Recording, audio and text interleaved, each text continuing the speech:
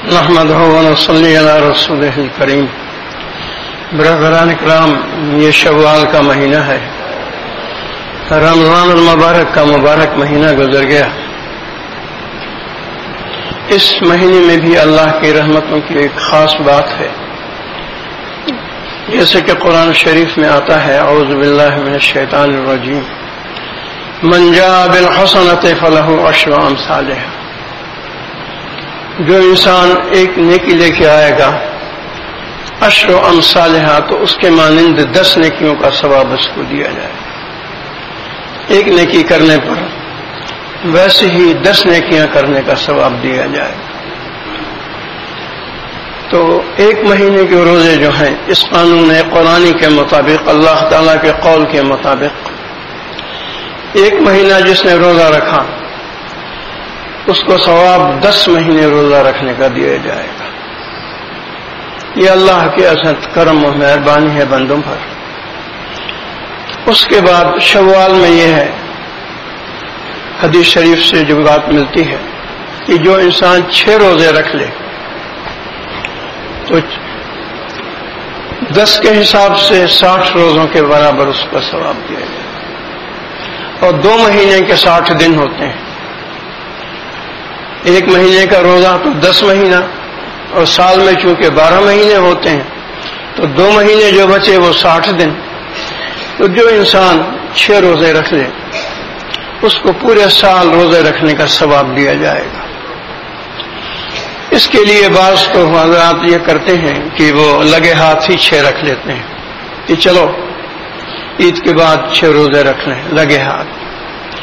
بعض علماء کرام نے لکھا ہے کہ زیادہ آسانی یہ ہے کہ شوال کے ہر عشرے میں 2 روزے رکھ لیں. یعنی ایک 7 تاریخ کو رکھ لیں، پھر 2 دن چھوڑ کے 10 تاریخ کو رکھ لیں. پھر اسی طرح 17 شوال کو ایک رکھ لیں، 2 دن چھوڑ کے پھر 20 شوال کو رکھ لیں.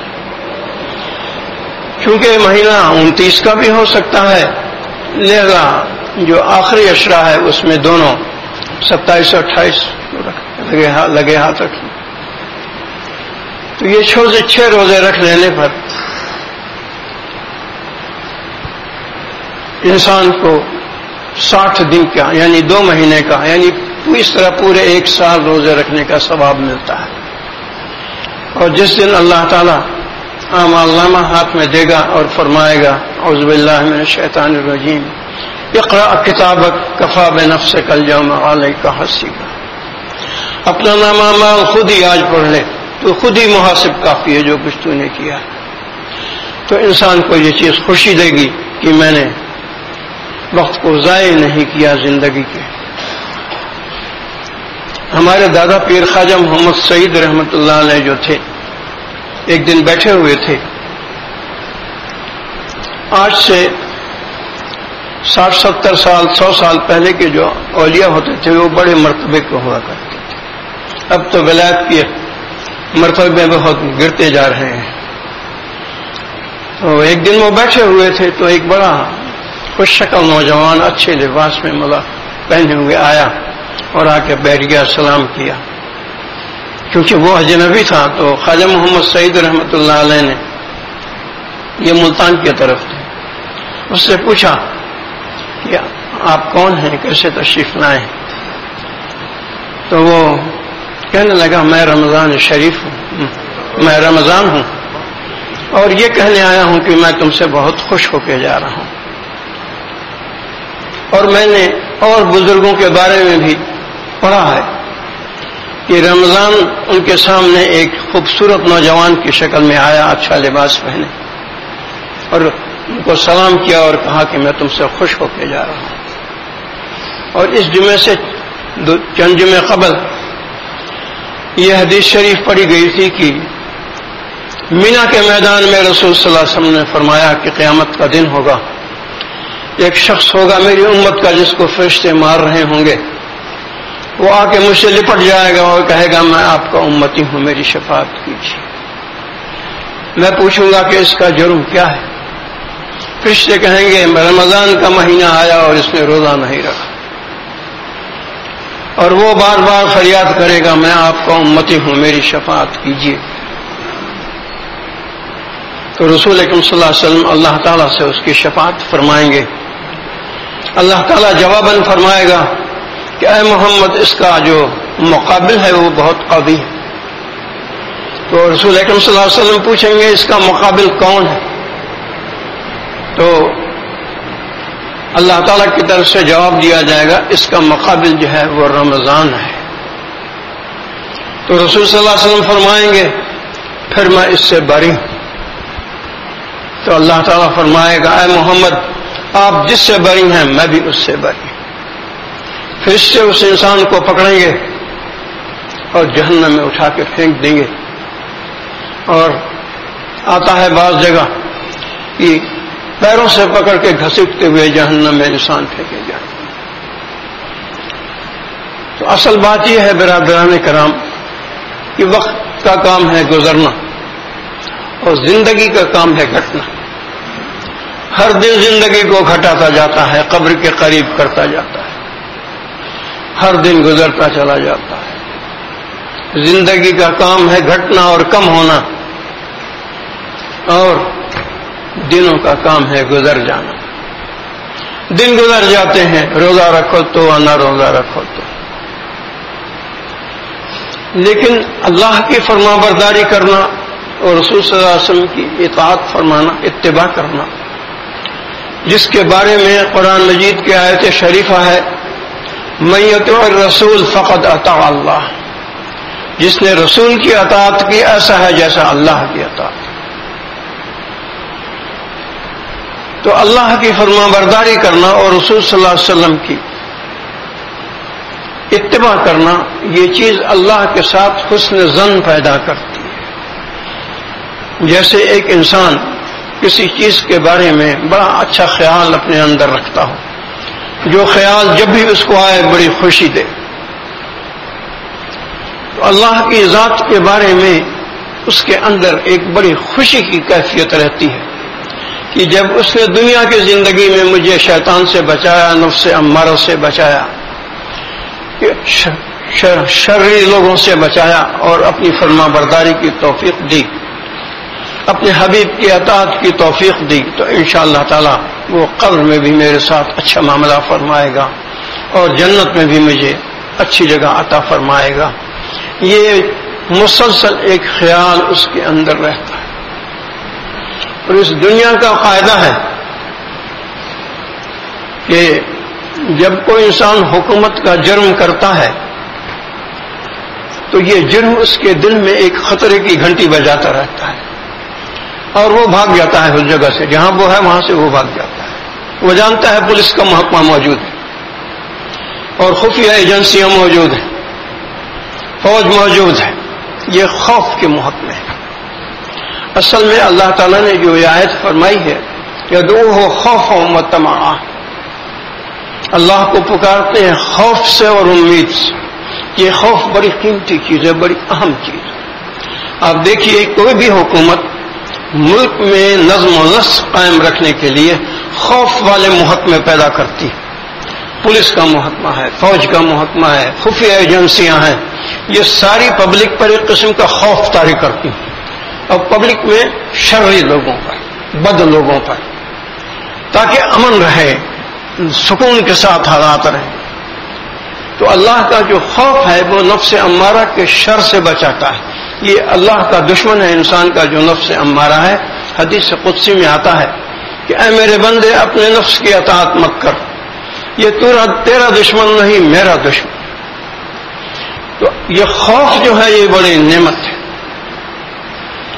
تو جو انسان روزہ نہیں رکھتا، طرح طرح کے شیطان کے داؤں، نفس امارہ کے داؤں میں آ جاتا ہے، تو اس کے اندر ایک خطرے کی گھنٹی بجتی رہتی ہے مسل سے کہ کچھ نہ ہو کچھ ایک دن آئے گا موت کا فرشتہ ضرور اور مجھے لے جائے گا یہاں سے،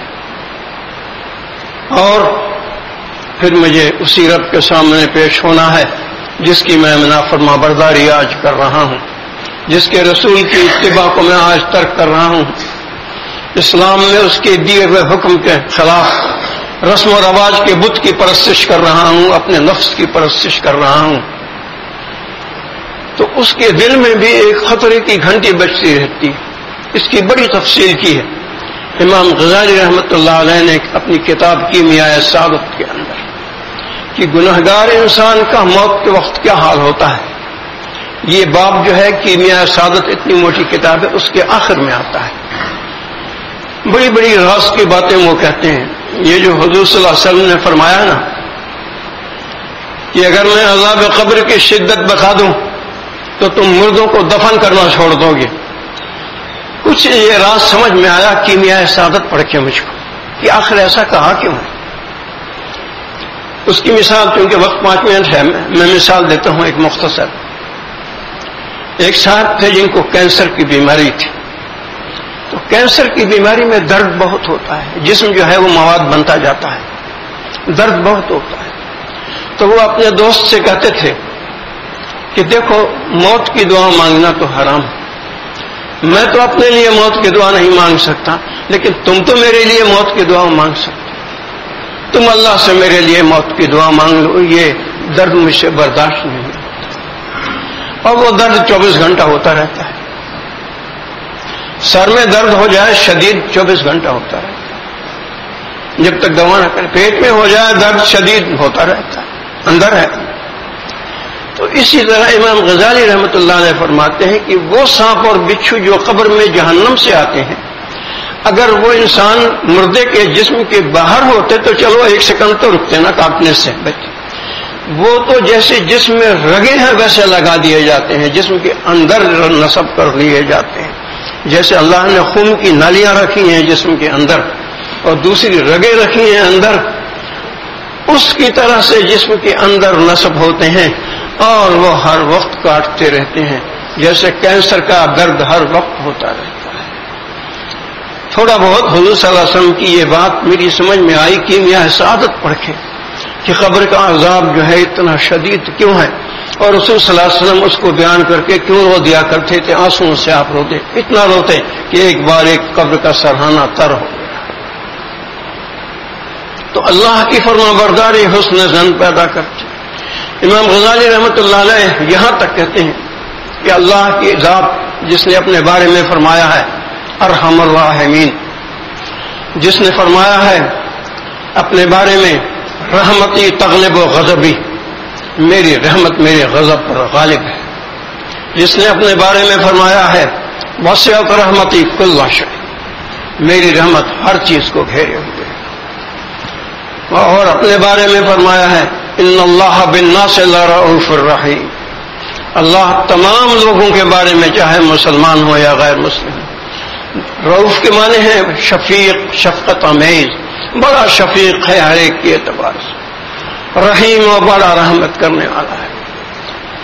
اس طرح کی کئی قرآن مجید میں ان اللہ بالناس لرؤوف الرحیم، ان اللہ ذو فضل علی العالمین، ان اللہ ذو فضل عظیم. اس قسم کے بہت سارے اللہ تعالیٰ نے اپنے بارے میں فرمائے ہیں. تو امام غزالی رحمۃ اللہ علیہ فرماتے ہیں اس خدا کے پاس جانے سے اس کو نفرت ہوتی ہے، گھبراتا ہے. وہ جانتا ہے کہ جو میں نے کام کیے ہیں نا یہ وہی خدا ہے اب جو مجھے پکڑے گا اور عذاب دے گا. تو اس کو دنیا سے محبت رہتی ہے، دنیا میں رہنے سے محبت رہتی ہے، دنیا کے انسانوں میں رہنے سے محبت رہتی ہے. جب تک یہاں ہوں جان بچی ہوئی ہے، جہاں گیا خدا کے پاس فرشتے عذاب کے آ جائیں گے. تو خدا کے پاس جانے سے اس کو نفرت اور وحشت ہوتی ہے. وہ تو اور بڑے سخت الفاظ کہتے ہیں، لکھتے ہیں، میں ان کو بیان نہیں کر سکتا.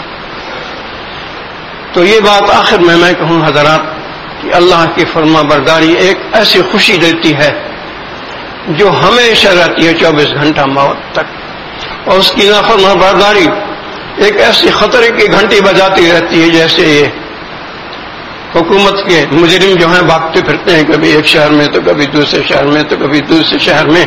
یہاں تک کہ ایک مجرم جو تھا وہ یونان میں پکڑا گیا، اس نے یہاں کیے تھے جرم، بھاگا یہاں سے اور کسی طرح یونان کے اندر پہنچ گیا. چند سال بعد وہ پھر پکڑا گیا، یونان میں پکڑا گیا، یونان میں چلا گیا. سبحان اللہ و بحمدہ، سبحانک اللہم و بحمدک، اشہد ان لا الہ الا انت استغفرک و اتوب الیک. اللہم صلی علی سیدنا محمد وعلی آل سیدنا محمد وبارک وسلم.